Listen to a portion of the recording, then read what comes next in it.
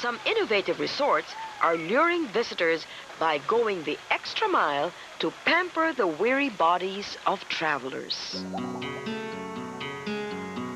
We decided to build a spa so the people who rent our exclusive resort can avail of our services. We offer a range of services like reflexology, shiatsu, Swedish, and foot spa also. Kids can dive, swim, and scream to their heart's content, while their parents surrender their bodies to the skilled hands of expert masseuses. Most people who come here are for the ambience and for total relaxation. You'll feel he is in an oasis. While resorts lure customers with soothing spas and pools of blue water,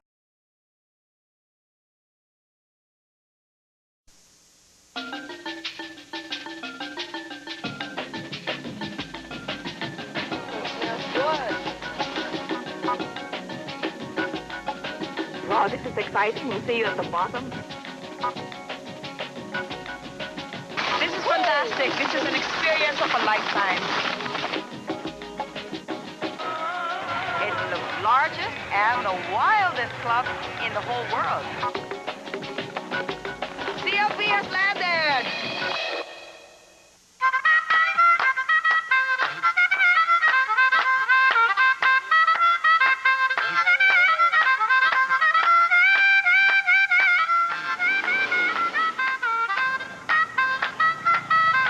Tonight on CLP, join us on a road trip to a place that's become a Sunday habit to many families. Imagine a cool mist of water brushing against your face. The smell of freshly roasted kasui. Malagkit rice sticking to your fingers. And various church sounds echoing in your ear.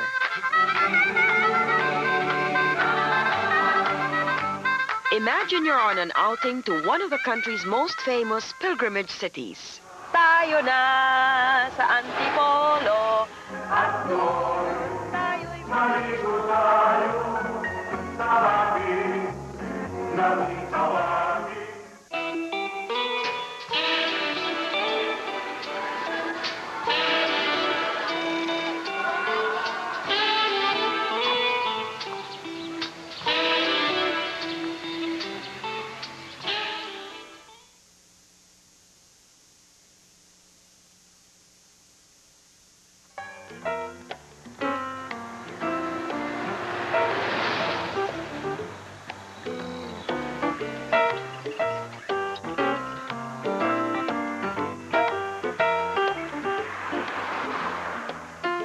The city of Antipolo covers a wide expanse, over 38,000 hectares of land, making up 29% of Rizal Province's land area. The city center is located 29 kilometers east of Manila, about an hour away by car. While Antipolo owes its name to the Tipolo tree, the city has its spiritual history to thank for its immense popularity. In March 25, 1626, Governor General Juan Niño de Tabora arrived in the Philippines with a dark-skinned statue of the Virgin Mary. She was christened Nuestra Señora de la Paz y Buen Viaje, or Our Lady of Peace and Good Voyage, because it was believed that during the journey, she steered the governor's ship away from danger. When the statue was entrusted to the Jesuit priests of Antipolo, it was lost several times. Each time, it was mysteriously found lodged in the branches of a Tipolo tree. Soon, throngs of pilgrims began flocking to Antipolo by foot, hoping to get a glimpse of the Virgin and catch a bit of her good fortune. Today, paved roads line the path the early pilgrims used to take. An extensive network of buses, jeeps, and FX taxis shuttle visitors to the city daily. Despite these changes, the devotion to the Virgin of Antipolo still burns strongly in the hearts of present-day pilgrims. Napakaswerte dahil nandito ang Our Lady of Peace and Good Voyage. This is a national shrine At ito ang pinupuntahan ng mga tao na sabi ka, kung wala ang Birhen, ay bali wala ang Antipolo. Ito ay isang bayan na natutulog lamang kung wala ang ating Birhen. So siya ang pinakasentro namin dito sa aming lugar. At siya nag-i-invite ng mga pilgrims. And people from around the country have happily accepted the Virgin Mary's invitation.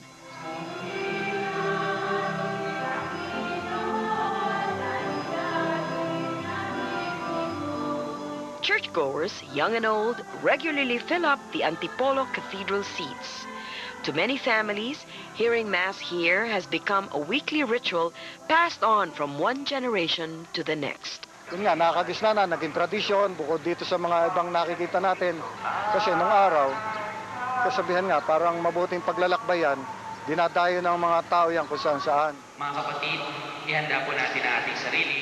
While the Antipolo Cathedral is the best-known religious site, those seeking to go deeper into its spiritual history have included the remote barangay of San Jose on their trip itinerary. Towering over the community's houses and seeking shade under acacia trees is the Nuestra Señora de la Anunciata Church in Boso-Boso, the original church of Antipolo. The church was built in 1591 to help spread Christianity among Antipolo's indigenous people. It was destroyed in an earthquake in 1880 and then razed by a fire during the Second World War. After years of laying in ruin, the government started building around its remains in 1995. Although modern materials were used in the reconstruction of the old church, the builders were careful to retain its antique charm. The facade is a near replica of the original, and the simple yet functional interior reminds churchgoers of Christianity's humble beginnings in this city. The church's remote location also allows visitors to meditate in a tranquil environment. Here, the chirping of Maya birds and the rustling of leaves replace the sound of speeding tricycles and screaming vendors. With its historical significance and serene ambiance, the Nuestra Señora de la Anunciata Church was declared as one of the city's must-see destinations. While pilgrims visit Antipolo's churches to lift their spirits, they turn to the city's delicious treats to fill their stomachs. Follow the smell of roasted kasuy and freshly made suman, and it will bring you right here to the Antipolo Pasalubong Center.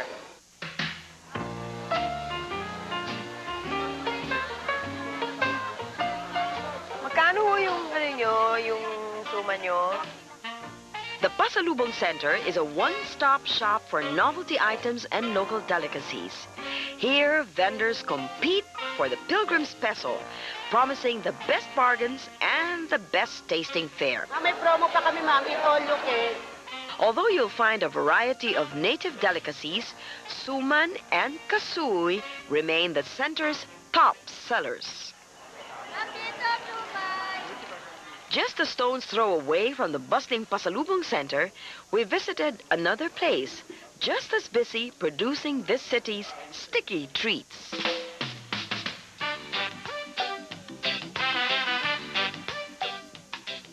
In this small room, we found workers toiling round the clock to fill the large demand for suman. Here, there are no high-tech machines or gadgets. Everything is done the old-fashioned way. Workers use their agile hands to mix the rice, fill the suman wrappers, and skillfully tie them up. The suman is then boiled in large calderos capable of holding 600 pieces at a time. Libreng piece pa, oh. It's a good thing it doesn't take as much skill to take the wrapper off and finish a whole piece. Many pairs of equally skilled hands also produce Antipolo's delicious kasuy. Here at Vicky's Cashew Nuts, we discovered the many processes involved in creating this simple yet scrumptious snack.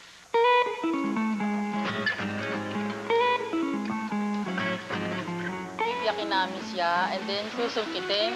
Pagkasungkit namin, ilalagay namin sa tray, tuloy sa oven para maalis yung balat.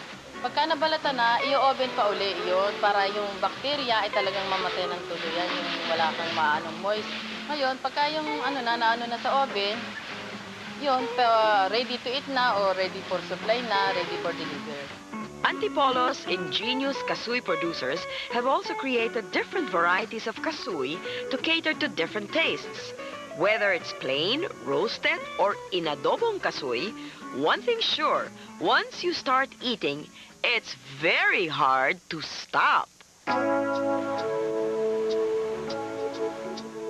By soothing the spirit and satisfying the stomach, it's no wonder that pilgrims continue to visit this city religiously.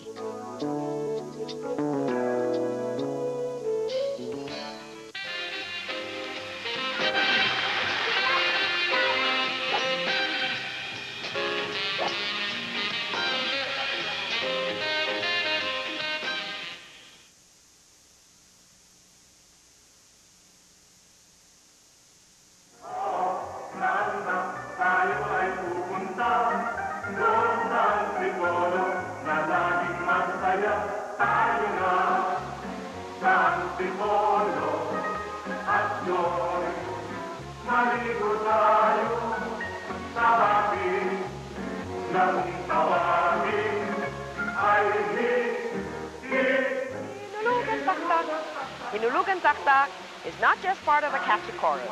It's also a mainstay in the city's tourism program.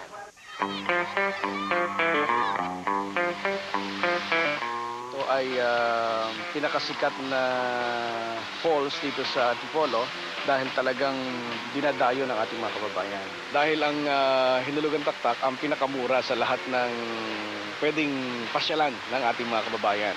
Dahil nga ito ay para sa publiko talaga na handog ng ating pamahalaan. Although facilities such as a swimming pool and picnic tables have been added for the use of park visitors, here, nature is still the top attraction. Towering trees keep the park's air cool, while the Taktak Falls blows a refreshing mist of water. Tayo na sa Antipolo invites visitors to swim in this park's cool spring waters. But today's Antipolo offers visitors and pilgrims much, much more than that. While native snacks and religious and tourist landmarks have done their part in drawing thousands of visitors yearly, the city is doing its share in making their stay a lot more comfortable and enjoyable. Sa lahat ng dumadayo sa Antipolo, bumibisita sa amin, ibinibigay namin sa kanila ang tunay na serbisyo at saka mga facilities na magaganda at kung po pwede maging first class ang mga facilities namin dito para bumalik sila dito sa aming lugar. Well, the current state of business development dito sa Antipolo is essentially it has boomed for the past 4 years. No? From being known as a very sleepy town, we have seen the mushrooming of several types of businesses, which are more closely related to tourism than anything else. Around Antipolo, commercial billboards are crowding the city's lampposts, a sure sign of the increased economic activity. One sector that has made a big splash in the local economy is the resort industry.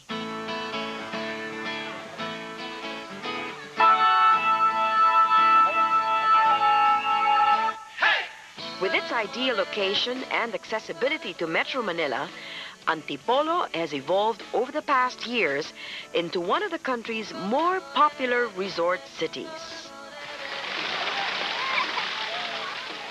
Families can choose from small yet secluded private resorts that offer privacy to large water parks that have slides and pools in different shapes and sizes. To ensure the steady flow of visitors, resort owners have kept rates fairly reasonable. Entrance fees cost as low as 25 to 100 pesos for a whole day's worth of swimming, while accommodations go for as low as 250 a night for a single bedroom to 2,000 pesos for a 2-level, 6-bed cottage. Some innovative resorts are luring visitors by going the extra mile to pamper the weary bodies of travelers. We decided to build a spa so the people who rent our exclusive resort can avail of our services. We offer a range of services like reflexology, shiatsu, Swedish, and foot spa also. Kids can dive, swim, and scream to their heart's content, while their parents surrender their bodies to the skilled hands of expert masseuses. Most people who come here are for the ambiance and for total relaxation. You'll feel he is in an oasis. While resorts lure customers with soothing spas and pools of blue water, Antipolo's golf courses attract tourists with their challenging fields of green grass. Golfers from around the country and Asia are taking a crack at the city's golf courses and bringing in much-needed revenue. A hole-in-one for Antipolo's economy. We get a lot of foreign tourists, especially Koreans. We also get some Australians, some Chinese, some Japanese tourists here. And they are attracted by the course primarily because of the very nice trees and the environment here. It's very cool, and normally we attract about 20-25 tourists a month, and that's without any effort at all. The same can be said of this small yet popular restaurant hidden in the hills of Antipolo.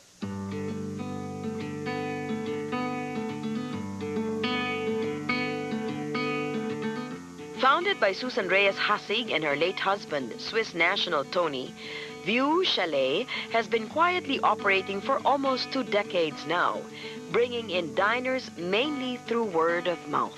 In 1984, we found this house. It was an old house, and it was really perfect for my dad because it was overlooking, and it has this homey, rustic feeling, and that's when he started to put up a restaurant. But it was really more of a hobby than a business, and it still is actually. It's more like we're in a house, and if people come, okay, we'll serve you, and if you don't, okay, we'll sleep.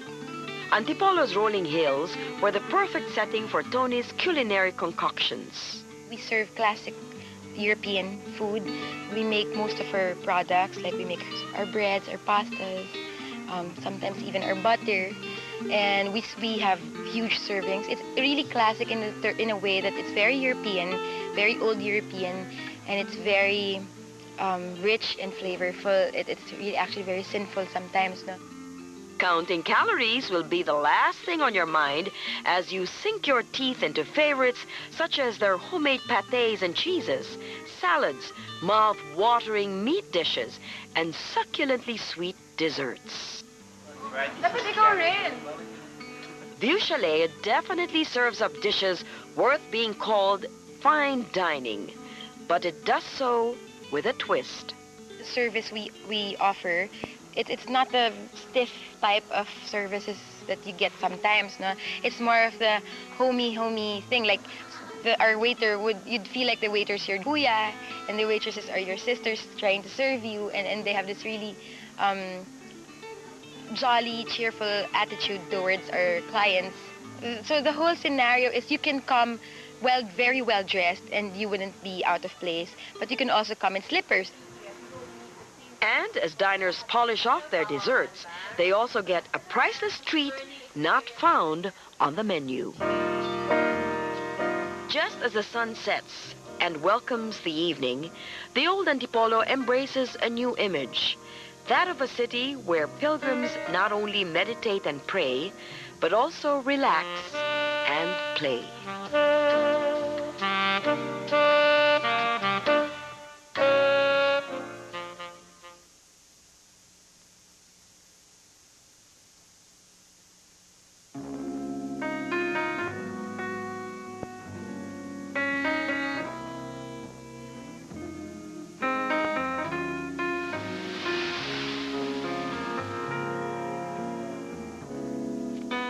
Marami pa kaming gagawin dito para pag pumunta kayo dito, babalik at babalik kayo din sa atin. We're developing several tourism sites right now and they're online. And we would like to encourage people to go there on top of their going to our traditional sites like the Antipolo Church and Hilugan Taktak and the overlooking in Sumulong Highway. The thing that I love most about Antipolo is that you have both of the best worlds. The invitation to visit the city not only echoes in the lyrics of the famous city song, but in the sentiments of its residents. And pilgrims and tourists from all over the country are heeding the call and joining in the chorus, "Tayo na sa Antipolo." Thank you for joining us on our road trip to Antipolo. I hope to see you next time on CLP. Magbihis na kayo na magpapaganda at kayong lahat ay sa aming sumama. Oo, saan ba tayo ay pupunta? Doon sa Antipolo, nalaging masaya. Magbihis na kayo na langit na maganda at kayong lahat ay sa aming sumama. Oo, saan ba tayo ay pupunta? Doon sa Antipolo, nalaging masaya. Tayo na sa Antipolo at doon maligo tayo sa bagay ng tawagin ay hinulugan at doon tayo kumain ng mandak lumangkapon at balinsin. Kaya't magmadali ka at tayo tutuloy na sa Antipolo. Magbihis na kayo ng damit na maganda at kayong lahat ay sa aming sumama. Oo, saan ba tayo ay pupunta? Doon sa Antipolo, nalaging masaya. Tayo na sa Antipolo at doon maligo tayo sa bagay ng tawagin ay hinulugan at doon ng mandak lumangkapon at balinsin. Kaya't magmadali ka at tayo tutuloy na sa Antipolo.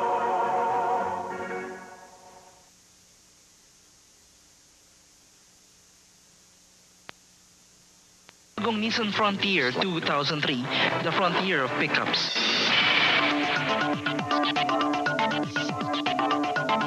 Alam ba ninyo na minsan daw, nagpakita ang mahal na birhen sa Antipolo City? Mula noon, dinarayo na ito ng maraming tao. Sa Lonely Pinoy, sabayan natin ang pagdagsa ng mga deboto at makilakad papuntang Antipolo.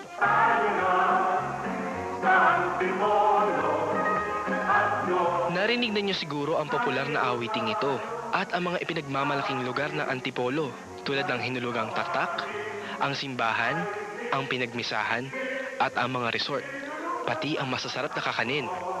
Ngunit hindi dito magsisimula ang pamamasyal ko. Tuwing Mayo, dinadagsa ng mga deboto ang mahal na birhen ng Antipolo o Our Lady of Peace and Good Voyage. Halos 400 taon na itong tradisyon. Ultimong si Dr. Jose Rizal at ang kanyang ina ay naging deboto ng birhen. Abot lang ito ang pasasalamat nito nang dinggin ng birhen ng kanyang dasal dahil muntik na itong mamatay sa panganganak kay Rizal. Sakay ng barkong El Mirante, ang imahe ng birhen ay dinala sa Pilipinas ng mga Franciscans mula sa Mexico noong 1626. Gawa ito sa dark wood, ang kahoy na ginamit sa paggawa sa Poong Nazareno. Ayon sa nagpasalin-salin ng mga kwento, biglang nawala ang imahe ng birhen at nakita na lamang siya sa isang punong kahoy na tinatawag na Antipolo. Dahil sa himalang yun, nagpagawa ng isang simbahan sa lugar na yun at ang kaperasong kahoy ng Antipolo ang siyang ginawang tungtungan ng birhen. Sa punong ito nagmula ang pangalan ng Antipolo. Dahil naging payapa ang biyahe ng El Mirante papuntang Pilipinas, tinawag na Nuestra Señora de la Paz y Buen Viaje o Our Lady of Peace and Good Voyage ang mahal na birhen. Inilipat ang birhen sa simbahan ng Quiapo noong panahon ng Hapon. Nanatili siya doon hanggang 1945 bago nakabalik sa Antipolo. Bilang paggunita sa pagbabalik ng birhen sa Antipolo, panibagong tradisyon ang napasimulan, ang alay lakad. Bago magsimula ang alay lakad, isang misa muna ang ipinagdiriwang sa simbahan ng Quiapo. Ayon kay Kabobot, isa sa mga namamahala ng alay lakad, ang malalim na pananalig ang nagbubuklod-buklod sa mga tao para sumama sa tao ng alay lakad. Unang-una, alay natin to para sa mahal na birhen ng Antipolo.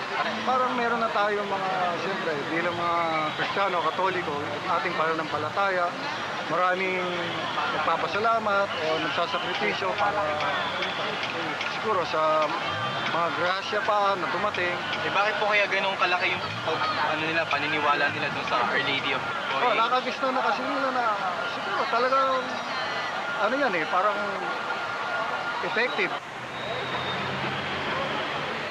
Mag-aalas 8 na at ilang sandali na lang lalabas na dito yung mahal na birhen ng Antipolo at magsisimula na ang paglalakad namin mula dito sa Quiapo hanggang sa simbahan sa Antipolo. Narinig ko ang kalembang ng simbahan. Tanda na palabas na ang mahal na birhen. Tulad ng ibang tao, di na ako mapakali. Gusto ko lang makita ang mahal na birhen.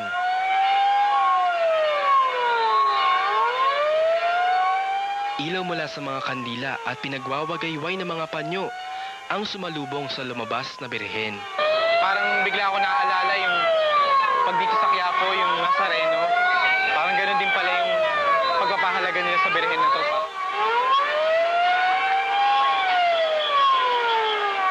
Pinilit kong habulin ang mahal na birhen. Ngunit unti-unting sumikip ang daanan. Git-gita ng mga taong naninigurong di sila maiiwanan ng prosesyon. Ang ruta ng prosesyon ay nagsisimula sa Quiapo patungong Aurora Boulevard, San Juan. Babaybayin ng EDSA, Ortigas, Rosario, hanggang makarating sa Cainta, Rizal. Mula dito, liliko papuntang Tikling sa Taytay, Rizal. At doon aahon ng mga tao patungong Antipolo. Halos 40 kilometro ang haba ng biyahe. Tinatayang aabutin ng 8 oras ang buong lakaran. Sa layo at hirap ng paglalakad, nakagugulat ang determinasyon ng mga deboto na makarating sa Antipolo. Yung mga tagabuhat ng mahal na birhen, mga nakapaa sila. So nakapaa sila mula dito hanggang sa pinakatapusan ng prosesyon. 16 na tao ang bumubuhat sa estatwa ng birhen. Sa tuwing titigil ang prosesyon, umiindayog sila para di masyadong maramdaman ang bigat sa kanilang balikat. Nakapaa, pawis na pawis at hirap na hirap sila. Pero parang baliwala sa kanila ang pagod.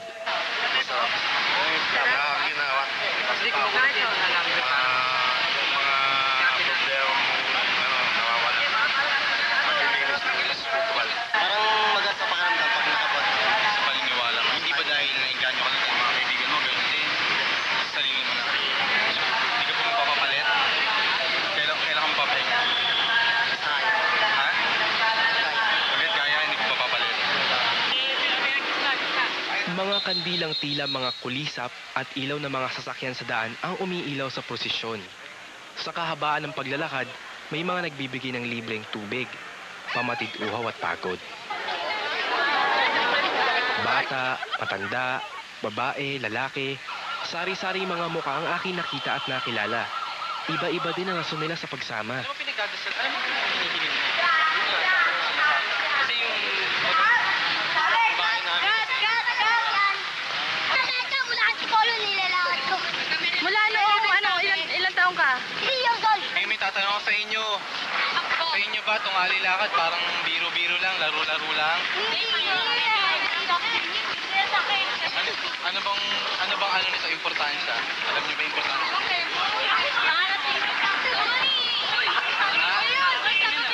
Ano bang importansya nito? Bakit hindi nagpapakahirap?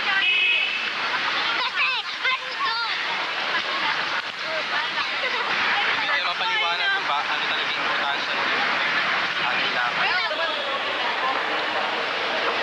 matagal at haba ng dapat lakarin, samot-saring pang-aaliw sa sarili ang ginagawa ng ilan para di mapansin ang distansya at ang kanilang pagod. May nakikipagchismisan, kumakain, naninigarilyo at iba pa. Mayroon din namang patuloy na nagpapaalala sa mga taong magdasal ng taimtim. Sa wakas, nakarating na rin ako dito sa Cheche Shrine. Halos kalahati na to nung buong paglalakbay 11 o'clock na ngayon, so ibig sabihin, mga 3 oras na kami naglalakad. Medyo masakit na yung paa ko, pero kaya ko pa. Lalo na kanina kasi nakikita ko yung mga bata, yung mga matatanda. Parang hindi sila nahihirapan, kaya ako nainggan yung sumunod at ipagpatuloy ito.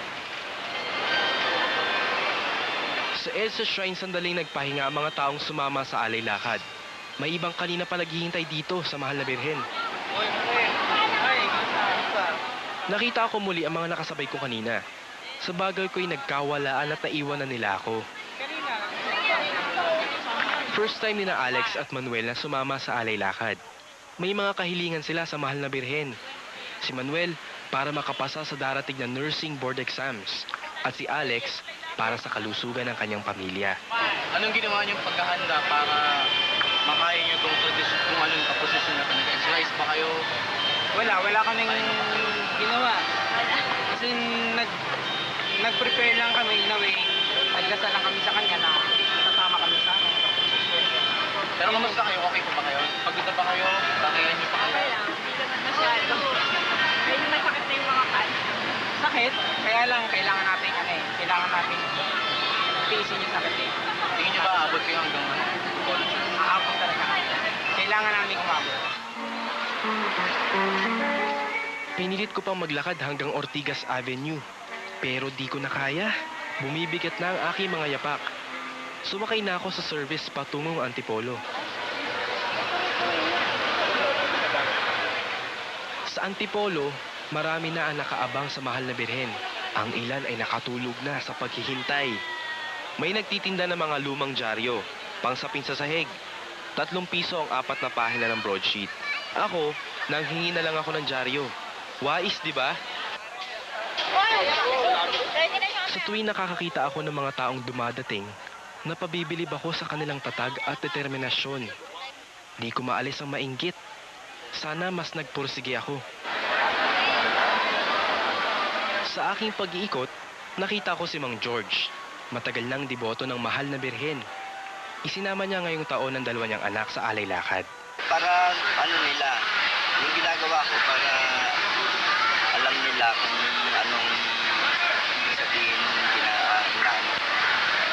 Tinuturo ko sa kanya, hindi yung naglalakad ka lang. Parang naglakad ka lang walang kapuluhan. Kailangan meron kang kahit parada. Mula sa malayo, nakita kong dumating si Alex at Manuel. Hapong-hapo pero mukhang masaya. Sinubukan ko silang sundan sa loob ng simbahan. Masikip na sa loob ng simbahan. Halos di na ako makasingit. Di ko na makita kung saan nagpunta sina Alex at Manuel. Pasado alas 4 na nang marinig ko ang tugtog ng banda. Malapit na daw dumating ang mahal na birhen. Nawala agad ang pagkainip at pagod ng lahat. Bilang nagtayuan at naghabaan ang mga leeg sa paghahanap kung nasaan ang birhen. Sa loob ng simbahan, nagkagulo at nataranta na rin ang mga tao. Hindi ko lang naramdaman ako pero parang kinakabahan na rin ako. Parang may pakiramdam na nandito ka kasama itong mga lahat ng tao na to na gano'n na lang yung pagpapahalaga sa mahal na birhen ng Antipolo. Lumukso ang aking puso nang makita ko siya. Hindi ko maipaliwanag ang mga sumunod kong naramdaman.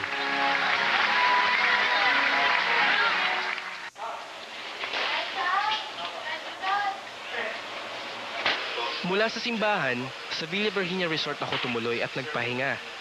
Kahit 3 oras pa lang ang tulog ko, excited na akong bumalik sa bayan. Tamang-tama at Sumaka Festival daw kasi. Wala gaanong nangyayari sa plaza. Tulog pa siguro ang nakararami. Dumiretso ako sa simbahan para magpasalamat. Ngayon ang simula ng Sumaka Festival. Sumaka, ang ibig sabihin ay suman, mangga, kasoy at ang hamaka. 3 taon pa lang ang Sumaka Festival, pero umaasa ang bayan ng Antipolo na palalakasin nito ang turismo sa lugar. Actually, natutuwa ako ngayon. Napakarami ng tumutulong sa akin ngayon. Marami ang gustong dumalo at makiisa dito sa Sumaka Festival. Mamimili na ako ng pasalubong at sa budget ko na 100 pesos, titingnan natin kung gaano karami ang kaya kong bilhin. Magkano ito lahat? 50 lang. 50. Muna natin. Ready naman bumawi. Tapos ang bevel gum. Joke lang. Magkano na lang to? 10 na lang para tayo. O kalahati kagad ang tawad. Wala 20 pesos sa 4 na piraso. Ibibigay na sa akin ni Manang ng 10 piso. Pwede munang matikman. Ayan, meron pang libreng tikim. Tikman natin. Okay po, magkano po sa inyo to? Ay, sige. 25 to? Sino yun naman, no? Eto, 50? Talaga si nanay, mahal talaga kayo. Pwede bang bigyan niyo ako ng tawad? 30 na lang yan. Ay, 40 lang. 3 isang daan. Sige na, 30. Ay, 3 isang daan. Sige na po. 30 pesos, sige na. Para po makapag-uwi ako ng... Sige, ilan ko naman? Isa. Kapag makulit ka pala sa tawaran, pumapayag din pala ang mga tindera. Ganon din kaya ang gawin ko sa pagbili ng mangga. Konting tawad pero may kasamang pangulit. Lahat, hindi na. Sige, 20 na lang kalahati. 20 pesos. Ayan, sa halagang 20 pesos, nakakuha ko ng kalahating kilong mangga. Plus, may bonus pa akong isang maliit na mangga. Kaya, salamat ate ha. Sana maraming bumili sa'yo. Bye-bye. Ayan, nakakuha ko ng 2 piraso ng kalamay na tig 15 pesos pero binigay sa akin ni ate ng 20 lang. 2 na. Ayan, talagang para sa akin po. Salamat. Salamat nanay ha. Salamat ha. And, binigyan ako ni Manang ng kasoy. Wala lang dahil natuwa lang siya sa akin. Ay, medyo pinagpawisan ako sa pamimili pero masaya ako dahil kompleto na lahat ng pasalubong ko. Meron na akong sumaka. Yun yung suman, mangga at kasoy. Meron pang kalamay. Makalipas ang ilang oras, nagsimula na ang sayawan sa kalye at plaza. Pinangunahan ng mga hata-hata dancers.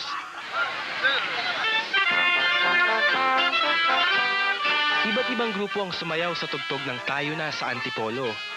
Habang ang mga nagagandahang babae ay nakasakay sa hamaka, ang bawat grupo ay may kanya-kanyang gimmick sa suman, mangga at kasoy.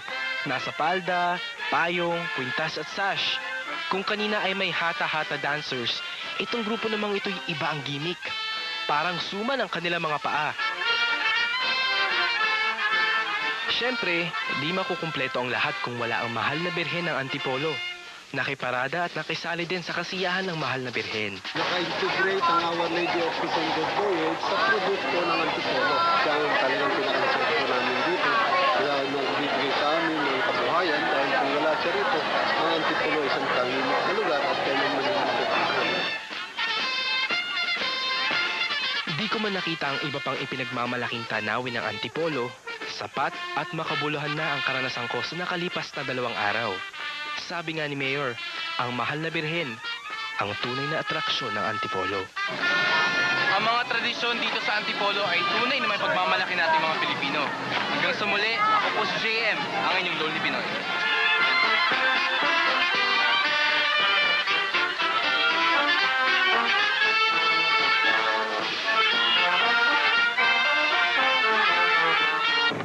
Ang programang ito ay inihatid sa inyo ng bagong Nissan Frontier 2003, the Frontier of Pickups.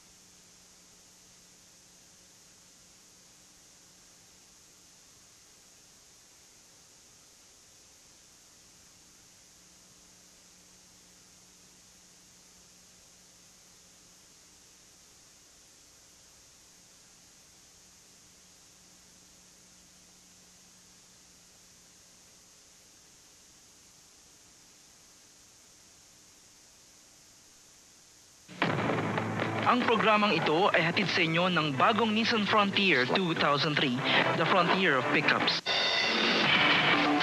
Para sa inyong reaksyon, katanungan at suhestyon sa aming programa, mag-text sa iWrite space probe space mensahe at ipadala sa 2344 para sa mga Globe subscriber at 4627 naman para sa Smart at Talk and Text.